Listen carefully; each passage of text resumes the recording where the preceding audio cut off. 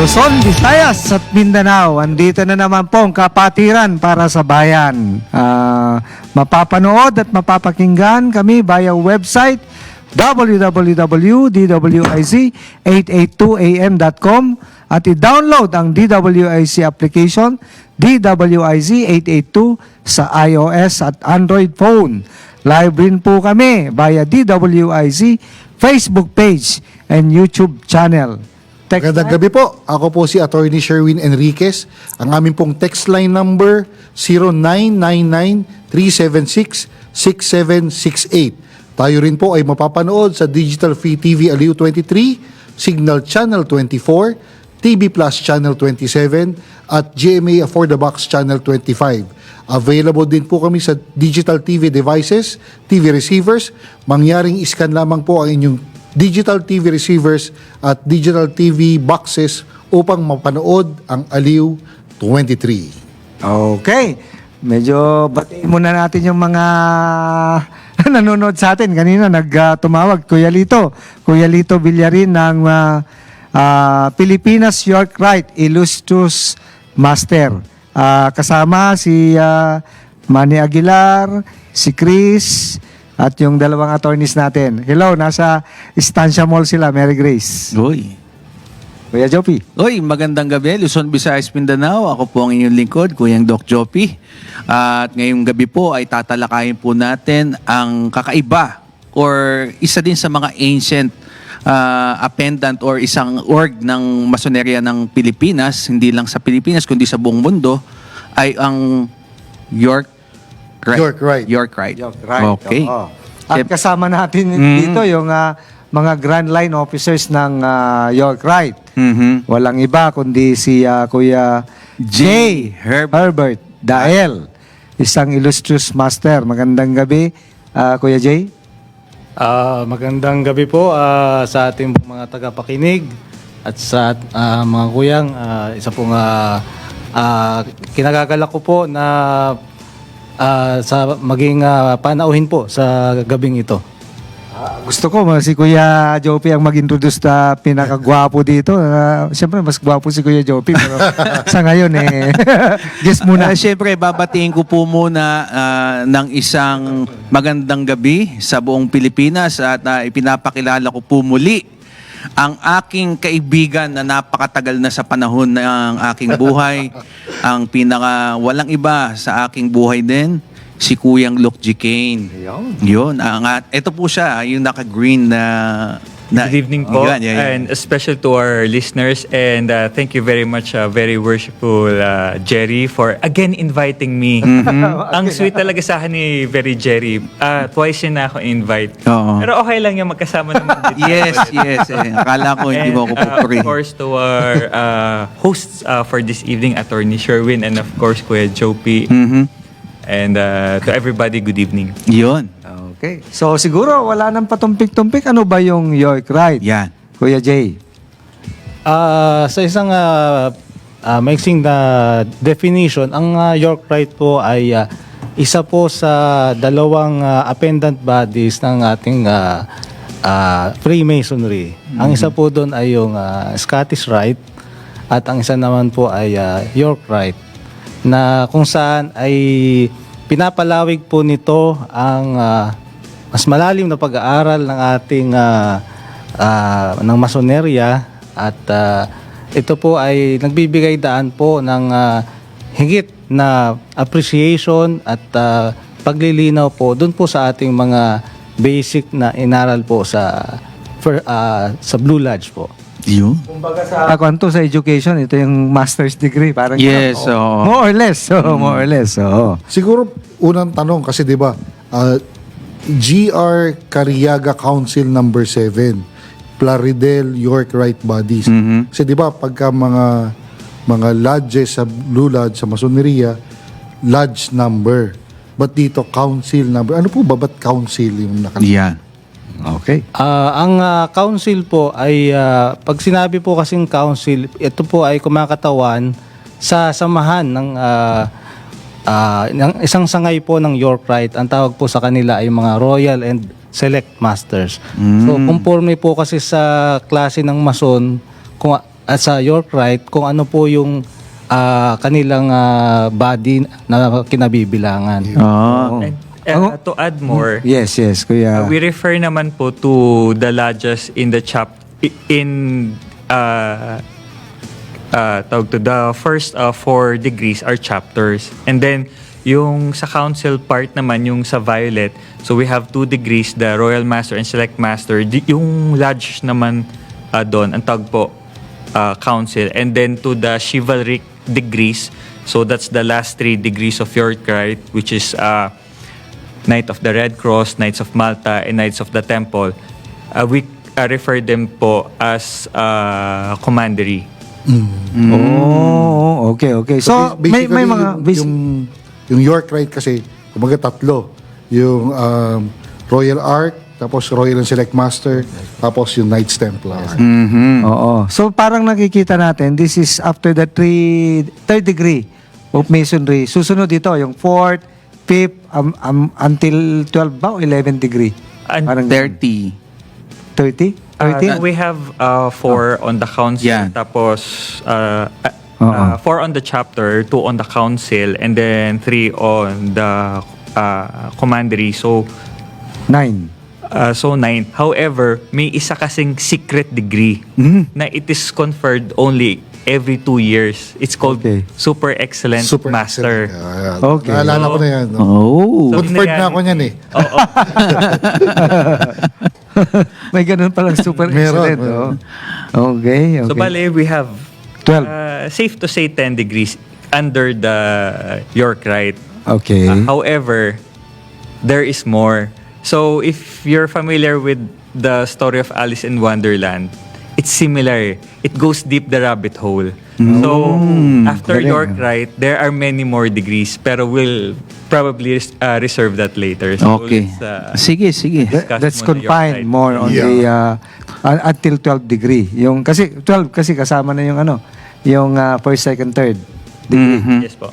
Because in every lodges or sabihin na natin York Rite Council, may kanya-kanyang sign yan eh.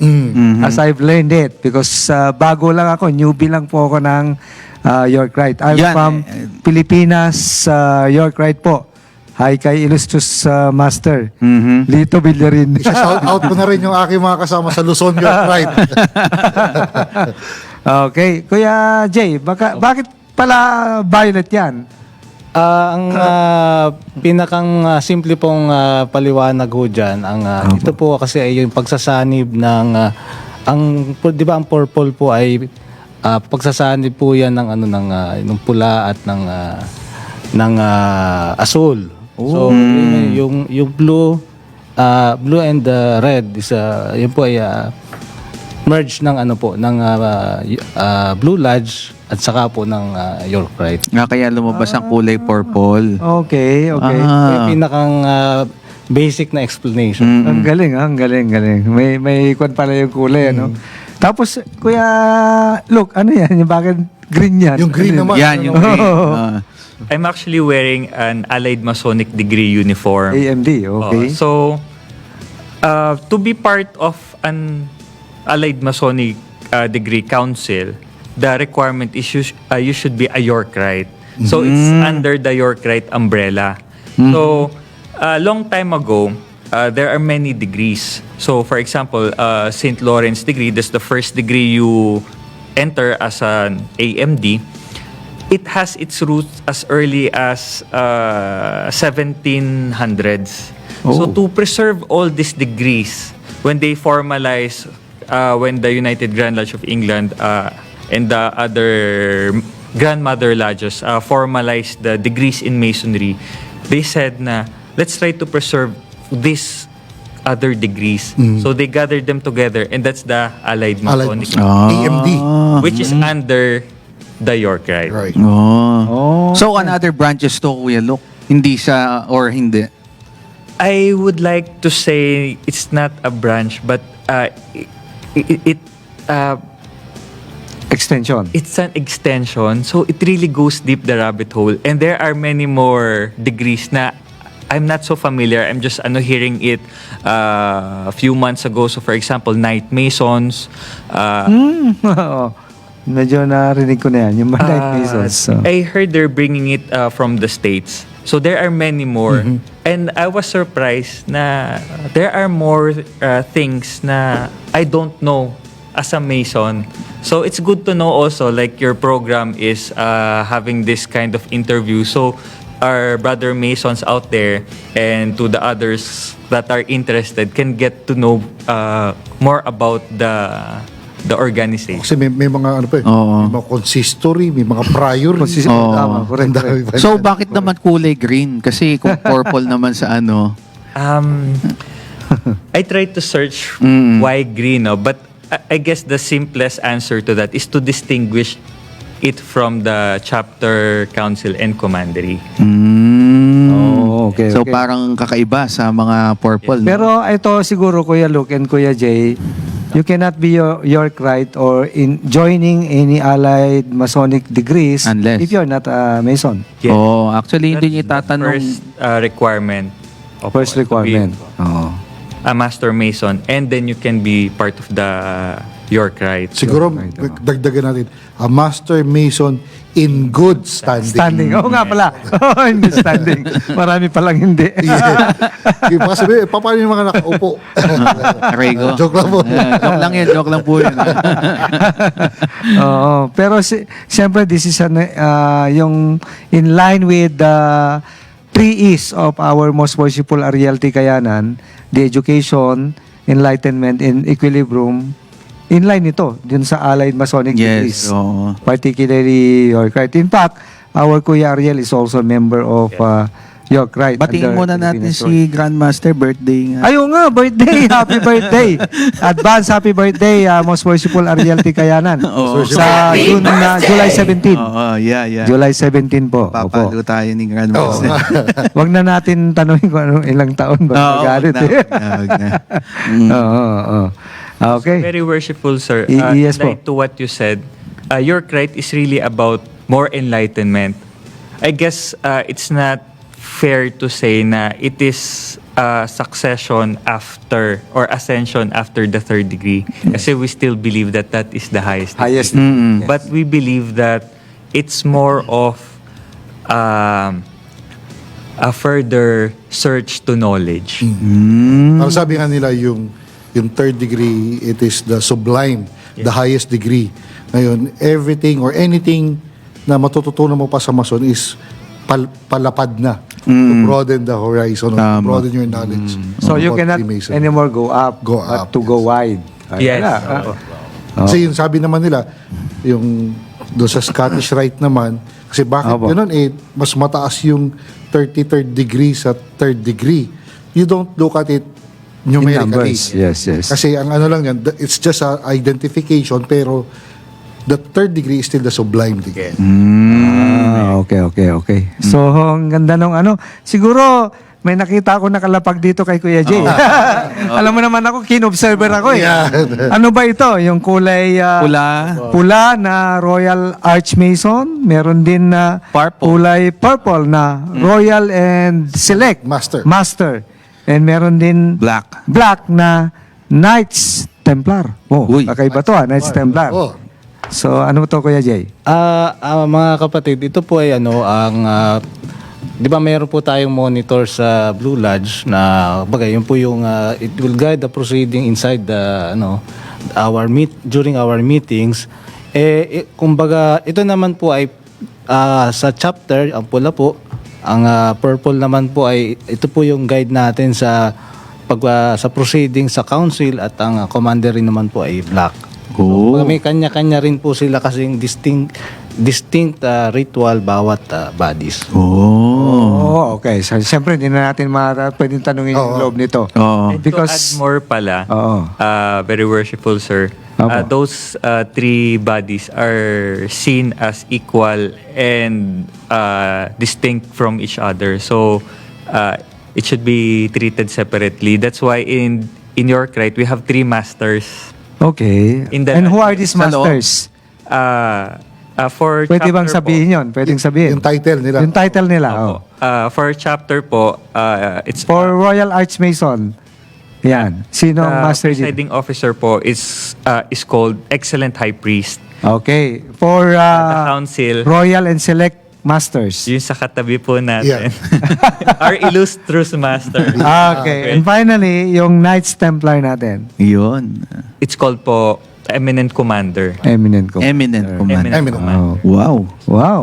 Ang ganda, ang ganda, Very no? interesting, no? Very interesting yung ano natin. Pero this is all in accordance with the Holy Writing ba? Yes. In when you fact, say, they said one of our Grand Line officers by the name of Kuya Jomel Maranan, good evening. Si Bunso. Opo, he said it perfectly. Scottish Rite is philosophical. That's right. York Rite is biblical. Kasi if you notice, all the degrees in in York Rite are stories from the Bible, and it got its lessons from those particular lessons. oh, In fact, sobrang biblical ni York Rite. I don't know any degree that's not based from the Bible. pero ang pinakamagandang tanong dito paano yung mga brethren natin from other beliefs like Apo. our brother Muslim, can they join also York You're Rite? right. Yes po. In fact, I know several Master Masons who finish all the degrees in York Rite. However, in the commandery, they have the option not to take it or to take it. However, they have to remain neutral as to kasi in the last 2 degrees of commandery, it's actually based on Christian belief. Parang Christian Oh, degrees. yan. Opo, pero I'm not an expert, no, Brother Jopi, kasi I believe you're a Muslim. Before. Opo, pero Parang Joke lang po, ah. I believe wala naman pong conflict, since our brothers from the Muslim faith, they see Jesus as a prophet. So there's no conflict naman. Okay. Okay, ang galing nung Galing talaga. ano? Oo, Galing, oh. yung kon natin now, siguro ito yung kon natin since you made mention of the York Rite, Apo. and then there is that also yung Allied Masonic degrees. Allied Masonic degrees, and there is that also Scottish Rite. In a nutshell, yung pinaka-simple differentiation, how do you differentiate these 3 Masonic appendant bodies? Pero bago po natin tanungin, kayo po ba ay member ng 3 yun? Kuya Joel, sir, kayo din po Kalag ay ka rin po member, kasi ako. member din pala si Kuya Jay. Oh. Oo. Ako din po. Lahat po nang nag-invite sa akin, sinamahan ko. Okay, Oh, okay. pero sa bababait lang yung Yeah. Uy. hindi na. Oo. Okay. So going back, I believe in a nutshell, Scottish Rite kasi it's very straightforward. So we have 4th until the 33rd degree, and that's it. That's it. Ang York Rite, okay, so you have the York Rite that has 10 degrees, and then after that you have invitational bodies, which is the Allied Masonic degrees. By the way, Order of the Secret Monitor is Ayan. also part. Nakikita natin ngayon yung naka-flash na merong That was taken last month. Is Yes, that correct? yes. okay. Sir. During the Yes, during Conferral. Stated the meeting. conferral. Conferral. Oo. Ano yung nasa gitna? Nakikita natin yung nasa gitna, naka-black, and then Si Most parang si Most Worshipful Worshipful. Abergas, ayun, oh. Nitoy Abergas yun eh. Oo. Si- Anong tawag nun, Kuya? I believe Most Worshipful Nitoy is now the most illustrious Grandmaster. So he is the Grandmaster of York. Council in York, right? Council in York. Right. Oh. Tapos yung sa isa naman, Grandmaster ng Royal Arch Mason. Now po, it's the most excellent Grand High Priest is Brother Arlen de Guzman. Si Kuya Arlen. Kuya And then, Arlen. sa Commandery, sa Knights Templar, Brother, si Most Eminent Commander, thank you ma'am, Most Eminent Commander Ruel de Tan. Oh. Si Ditan. Very Worshipful Ruel Ditan. Opo. Okay, ito ba yung nakapalong yung mahaba yung... Yes po. yung We may call it- ostrich. Oo. By the way, habang tinutuloy natin, hi natin yung commander natin, yung totoong commander ni Kuya Jay. Si Sis, nanonood Ay, siya. yun, Sa live. backdoor. Good evening. Live. Tapos si Engineer Arlene naman, Eileen. Yun. Watching live. Ito, ano pong nasa larawan nito? Ito. Ayan, ano Yeah, yan? yeah. Katulad Yan po yan, yan. violet to. Ayan po Meeting yung ng ano, namin ng, sa council. council. Okay. Bakit tatlo? Tatlo eh. May, di ba sa Blue Lodge magkakaiba yung ano, pero dito Magkakasama. Oh. Yes. Anong significance nun, mga kuyang sir? Ang aking pagkakaintindi po diyan kasi ang York Rite is actually mas matanda daw sinasabi mas matanda daw siya sa Blue Lodge. Kasi yung pong ano is 1717 po ang Blue Lodge, di ba, sa Yes, yes po. according to sa ano. Ngayon po ang York Rite, as the earliest York Rite proceeding was I think it's 9th century. Tama ba? Or Year 926. Yes. When Mga 10th century yun. Prince Edwin received the charter from King Athelstan of York. Athelstan. King Yes. Athelstan. Parang may sounds familiar. Parang Athelstan. kagabi lang nanonood ako ng Vikings eh.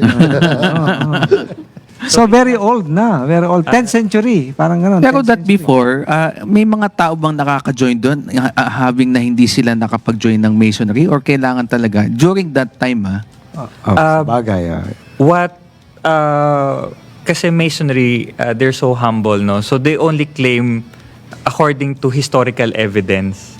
So for example, the Regius manuscript, it talks about the early minutes, and I believe that's Blue Lodge, pero I believe there are old documents also evidencing a meeting of a Royal Ark chapter. With the Blue Lodge. Yung with the Masons. The Masons. But they're Masons po. Yes, yes. But it is a distinct group po. So kanina binanggit nyo yung kung kumbaga ano yung qualification para sumali sa York Rite. So ngayon ang tanong ko, paano na, so qualified sila. So ano yung gagawin nila para makasali sila sa York Rite? Okay. Yun. So bago yan, siguro, bago yung sagutin yung tanong, time check muna po tayo. 7:25 na gabi, magbabalik po ang kapatiran para sa bayan. Okay, nagbabalik po ang kapatiran para sa bayan.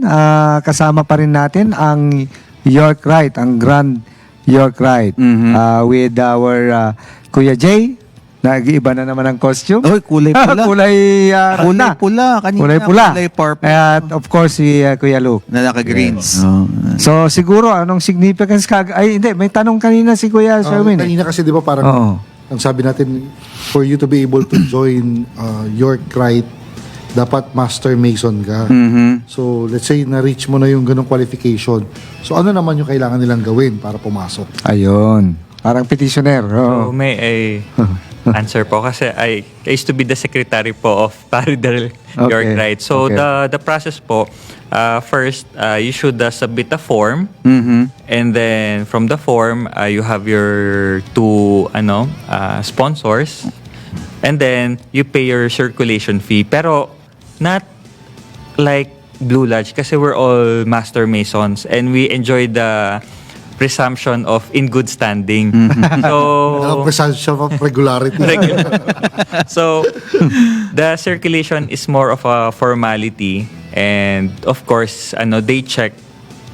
I know kasi they always check me kasi yung mga candidates ko, they belong to another region. So they said, you stick to your jurisdiction. So kung Manila ka, Manila. Kasi sometimes the problem with many kuyangs, ang daming properties, ang daming residence. Sabi ko, you just pick one. So, mainly because of that. So, very loose, very liberal when it comes to requirements kasi we're Master Masons. Number one is Master Mason. Okay. At least two who will vouch for you, who is also a member of the York Wright in good standing. Yes. That's correct. Okay. Kuya Jay, any add sa mga aspiring na petitioner katulad namin na tapos na? Kuya Jopi, nag-York ka na ba? Hindi pa. Ayan, dalawa na, Yes, dalawa. oo. May magre-recruit sa'yo. Yes. Ay, by the way, Sa baba. speaking of pwede ba mag-recruit dito? Kasi, Yes. So that's the best thing about Appendant Buddies. We are free to recruit and I'm glad to say I'm one of the best recruiter. The joke. Kaya po, meron ka ng form. may Alright, katabi ka, thank may you very katabi much. ka. Oh. Oo. Kuya Jay, any addition? Actually, ang what aroused my interest in York Wright is yung pong yung curiosity. Kasi parang gusto pang mas mayroon pa akong matutunan, kaya sabi ko baka dito mas magiging marami pa ako malaman dito about our craft na hindi naman po ako nabigo. Kaya po sa totoo lang, ako po ay hindi po ako taga Manila. Pero ako po ay every meeting ako po ay bumabiyahe po ng at least 4 hours. Papuntang Maynila. Maka-attend lang po ng meeting From saan po? from Lucena City. Layo. Lapit Alam lang. mo, nakakabilib si Kuya na ganyan kasi sad to say, yung mga iba parang gustong sumali sa mga appendant bodies para somewhat dagdag decal daw sa kasi iba na naman yun eh. Diba? So, sana pag nagsumali tayo sa appendant bodies, maging active din tayo. That's Kasi correct. sayang naman yung natutunan natin. Oo. Correct. Continuation din naman to ng knowledge ng Freemason. Saka believe ako, although siyempre sa mga uninitiated, very proficient yung nag-confer sa amin. Headed by no less than one of the heads, si Kuya Jay. Wow. Galing nila. Salamat po. Ang galing nila. Si Kuya Luke, ang galing din. Kaya, Kuya Jopi, siya na daw bahala sa'yo. Yes. Sir. Thank you very much, Kuya. Na pala. At aasahan ko po ang iyong invitation. Principal Sojourner. Oo, may sponsor na. Thank you very much po. Oo. So, yung mga gustong sumali ng York Wright, ano po yung masasabi niyo sa kanila as part of Paghahandaan, yung paghahanda. paghahandaan nila and yung kanilang sabi natin, ito yung refreshment side kung magkano po ba yung yung petition fee at the same time yung sinasabi yung circulation and so on. Yung circulation fee po, it's 1,000 pesos per body. So, since Okay. 3 bodies, so 3,000 pesos. As for the candidate fee, it ranges from 15,000 to 25,000, I believe. Depends on the bodies. For example, Plare del York, right? I'm not promoting. 15,000 lang po. Parang nasa minimum ba? Nagkamali yata ako. Sa amin kayo, parang hindi ko matandaan. Pero may mga kasama ng mga shirt, may maraming mga freebies din na depende sa mga bodies eh. And going back po to what very worshipful Cherry said, so ano yung dapat i-prepare? I believe number one is your schedule, because don't not by joining York Wright, you'll treat your Mother Lodge less. So you treat your Mother Lodge the same. So not because you are part of an appendant, you'll not be active anymore in your Blue Lodge. Blue Lodge is still number one. Oo. Yeah, that's correct. Tama naman yun. Tama yun. Oo. Pag nasuspend ka sa Blue Lodge, Lahat ka din. lahat. Oo. Kaya obligado talaga eh. Obligado. oo. Pero maliban dun sa ating talakayan ngayon, binabati ko lang si ating Lady Bilay, saka ng happy birthday si ating Mayora Neriby Santos Martinez, na birthday po niya ngayon ng Talavera, Nueva Ecija. Happy Okay, birthday po, happy Mayor. birthday. dahil may birthday greetings ka na, advance happy birthday po kay Secretary Benhar Abalos. Yun. Oh, Kailan ba happy natin birthday. O siya yan nung nag-out sa amin dun sa PCW, yung Philippine Commission on Women. Pumunta kami dun sa Camp Crame. Actually, kasama rin si Konsehala Charis Vargas na nag-take oath during Yes. He's one of the commissioner. Oo. In-introduce din ni Secretary. This is my daughter. Oh. Kasama yung kanyang hubby. Si Yusek, I think ASEC ba o Yusek Jello Vargas Yes, ng yes. MMDA naman. Yes, Oo. yes. May Okay. katanungan lang din po dito si Anthony Belay. Tinatanong po niya kung may konektado daw po ba ang Friday the 13th sa Knights Templar. Ano ba, meet ba? O malaman natin. Sige, Kuya Jay. Actually, Oh. magandang tanong po yun. Yun po yan, batay po sa historical records, ang October 13, particularly 1307, yun po yung panahon po na inaresto po ang Knights Templar. Mhm. Nagkataon po ay Friday. Oh. Kaya po, doon po nagkaroon na ho ng stigma doon sa date na yon. Na sabi daw, Bad luck. Bad luck po. Mm-mm. Malas. Malas. Friday oo. the 13th. Oo. Pero may katotohanan bang malas ang Friday the 13th? Siguro yung yung implication ng kasi yung gravity ng pangyayari noon na ang mga Knights Templar po ay sila po ni-round up. Kaya po nagkaroon ng stigma na unlucky po na araw ang Friday the 13th. Oh. In fact, from the history of, di ba, Jacques de Molay, di ba, the only surviving Knights Templar member, oo, na inaresto ni King Philip. Philip. Philip, II. the second of France. So, and then even Galing, ano? tortured. May connection pala ang Friday the 13th sa ganitong pagkakataon. Correct, that's correct. Oo. So, siguro, medyo mabigat-bigat. Ano muna tayo? Time check muna tayo. 7:42 ng gabi, magbabalik po ang Kapatiran para sa Bayan. Okay, nagbabalik po ang Kapatiran para sa Bayan. So, siguro, introduce ko yung pinaka-grandmaster talaga dito ng Royal and Select Master sa Council, Illustrious Grand Master. No other than Kuya Jomel Maranan, a.k.a. Bunso. Palakpakan po natin. Kuya Jomel, magandang gabi po. Magandang gabi. Magandang gabi mga kapatid. Pasensya na. At medyo na late. Alam mo naman tayo, kailangan nating unahin ang pamilya. Yeah. At ang aking anak at ang aking asawa ay hindi pwedeng mahuli. Kaya inihatid ko muna sa bahay. At hindi naman pwedeng isama rito. So magandang gabi mga kapatid. Akala ko ikaw na yung commander, Kuya. May commander pa May pala. mas commander pa tayo dyan. Commander-in-Chief. Awayan Okay. na lahat, wag lang sila. So, ano yung ibig sabihin nun, Kuya? Yung Illustrious Grand Commander. Mga kapatid, bago nga pala tayo magsimula, bago ko simulan, naging York Rite nga pala ako 2004 pa. Ang tagal na. 20 years. 2004. At naimbitahan din ako dito ng isang matanda. Nakita ako na nagbabasa ng fellow craft monitor. So ang sabi sa akin, second degree ka ba? Matanda na, si Kuya Rading. Nasirang Kuya Rading Sanga. Oo. Second degree ka ba? Sabi ko, hindi po. Master Mason, anong ginagawa mo? Magko-confer po kasi ako dito sa Grand Lodge ng second degree. Uy, yan ang gusto namin. Inimbitahan ako na Opo. pumasok sa Plaridel, Iyo. York Rite. Na kung saan ay sa Luzon ako nakapasok. Iyon ang sinasabi sa inyo. Pero nung nakapasok ako sa Luzon, nag-active din man ako sa Plaridel. Yeah. At doon ako nag-preside. Ibig sabihin nung nag-preside, doon ako Naging sitting master. naging presiding officer. sitting master sa tatlo. At every year yun, hindi one time. 2008, Excellent High Priest. 2009, Eminent Commander. 2010, Illustrious Master. Kasi kuya, ano yan di ba 3 seats kasi doon sa York Yes, Rite. yes. Pwedeng sabay-sabay, ikaw ang nakaupong master doon sa tatlo. Pwedeng dalawa lang, pwedeng isa lang.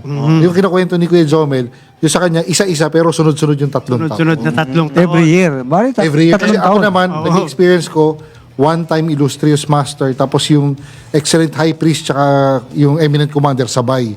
So, one, tapos dalawa. Ako taon-taon. At noong 2011, doon naman ako naging master ng Lodge. Iyan. So, 4 na taon talaga ako na Active. very active. Very active. At yun, Oo. mga kapatid, siya nga pala, nung ako naging maso noong 2003, binata pa ako. Iyan. Nung naging master ako ng lodge, doon naman ako nagpakasal. So, ibig sabihin, tapos na. Tapos Tapos na yung na. obligasyon sa, Oo. Blue Lodge. Oo. At nagpapasalamat naman ako, sinusuportahan ako ng aking asawa, si Dr. Malu Maranan. Hello Yo. po. Ay, Happy watching. Happy watching ating. Oo, okay. Okay, balik tayo dun sa tanong mo, Kuya Jerry. Opo. Ang illustrious Grandmaster, yun ang pinaka Grandmaster ng Royal and Select Masters of Okay. the Philippines. Opo. Okay? At meron pa tayong tinatawag na General Grand Council. Okay. Ang General Grand Council, yan naman yung pinaka-grand ng mga grand sa buong mundo. Grand na pinaka-grand. Ang pinaka-grand Grand. ng lahat ng grand.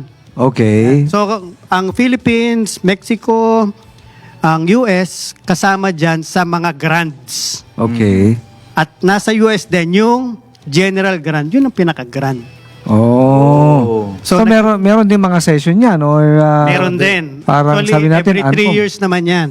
Every 3 Mga years. triennial, Oo. merong biennial. Ganon sila magkaroon ng posisyon. Naimbitahan nga ako actually sa Canada. Wow. Ang problema, imbitasyon lang pinadala eh. Hindi kasama yun. Walang dumating. Walang plane ticket. Wala. Imbitasyon lang. Baka naman. Tinanggihan mo. Tinanggihan ko.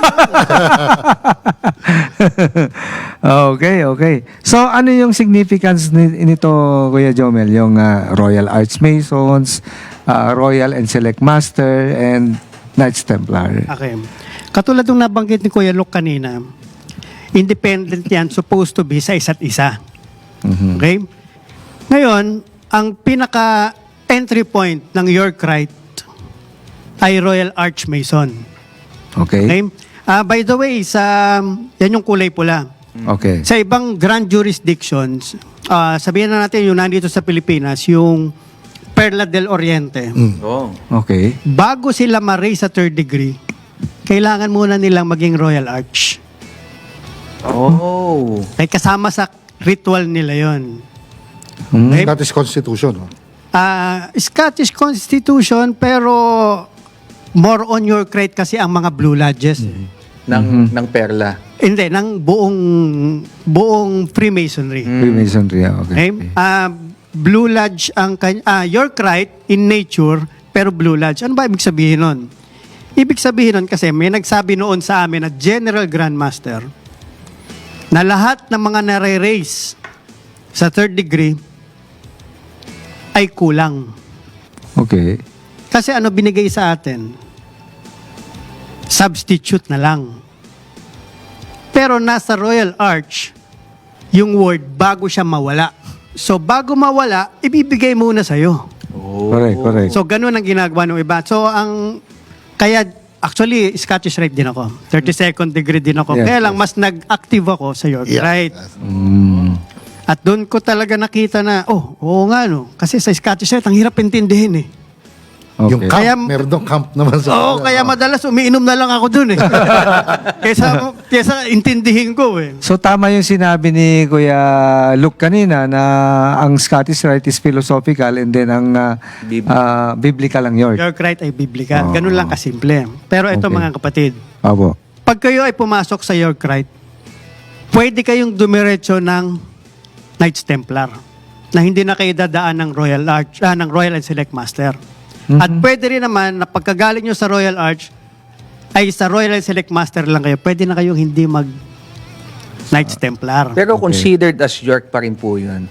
Basta ikaw ay naging Royal Arch Mason, you York are ka na. already a York Rite Ito Mason. yung basic niya. Okay. Basic na. In fact, sa Royal Arts, kasi ako syempre newly initiated ako eh. Andito na yung past master's word eh. Andito na yan eh. Andito na. And if you're a past master, it's okay. But if you're not, parang virtual. Virtual Past Master, Oo. ganun din yung binibigay sa mga Past Master. Sa past master degree ng Blue Lodge. Oh. At iisa lang kasi yung word na yun. Pareho lang. Isa yung mga passwords. Correct. Iisa yung grip. Kaya mas maraming Nagpa-pass master naiingganya ngayon. At marami nagpa-pass master sa Royal Arch. Sa'yo. Meron pa nga pala ako na experience. Sabihin natin kasi matanda na ako sa Masonry. Punsong matanda. Oo. Lalo na nung kabataan ko. merong nagsabi sa akin na ang Royal Arch talaga ay nauna pa, okay? Nauna pa kaysa sa Royal and Select Master. Okay. Okay? Ano ba meron sa Royal Arch? Natapos na ba yung temple diyan? Mhm. Ginagawa ba yung temple diyan sa Royal and Select Master? Tinapos ba diyan? Diyan ba nasira? So diyan ko nakita yung beauty. Oo nga no, bakit hindi tinuro sa amin? Sa third degree. Yes. At ang isa pang natutunan ko sa Royal and Select Master, mga kapatid, sa 12 fellow crafts, meron diyang bata, si Hiram Abif. Meron siyang kaibigan dyan sa fellow craft na yan. At yan ay natuklasan ko rin sa Your Cry. Kaya mga kapatid, iniimbitahan ko kayo. Yeah. Sumali kayo May mga sa Your suspense, Cry ano? of the Philippines. Oh, Suspense. yun. Galing, galing. Look, thank you very much sa invitation ha. And also sponsor. may nare-recruit dito, Kuya Bunso. Ito. Papasok daw sa Wala, Luzon. papasok na daw eh. Oh, papasok. Pare-parehas lang yan, mga kuya. Kahit saan ka pumasok, mas maganda sa Plaridel or Luzon. Huwag mo kakalimutan Pili yun. ka lang sa dalawa. Okay. You'll never go wrong. Siguro, it's already 5 minutes. Gusto man natin na patagalin to, pero we need to, sorry to part. Parang ganun Yeah. eh. Oo. Maraming salamat sa mga Lapit guests din ako, natin. sobra ako sa biyahe, sa pagkakwento. Pero sa kwento, bitin. Pero buti naman, nandito si Kuya Jay. Yeah, Jay. Oo. Mga kasamahan ko sa Plaridel naman yan. Oo. Siguro next At time. kasamahan ko sa York. Yeah. Sa Luzon. Sa Luzon. Sa Luzon. Oo.